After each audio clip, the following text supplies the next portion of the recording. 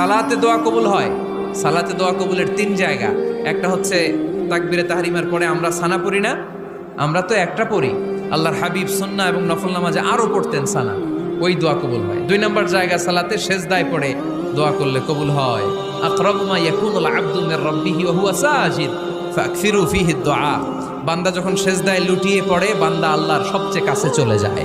তা কিন্তু বিশ্বনবী বলে, সেজদাটা তোমার রবের কুদরতি পায়ের উপরে পড়েছে। সেজদায় পড়ে দোয়া করেন। সালাম ফিরানোর আগে বিশ্বনবী দোয়া করতেন, লা ইউসাল্লিমান্না আহাদুকুম হাত্তা ইয়াতাআওয়াযা মিন আরবাআ।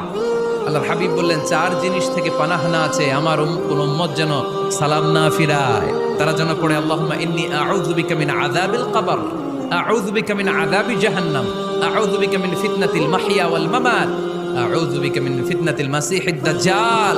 আল্লাহ কবরের আযাব থেকে বাঁচাও, আল্লাহ জাহান্নামের আগুন থেকে বাঁচাও, আল্লাহ জীবন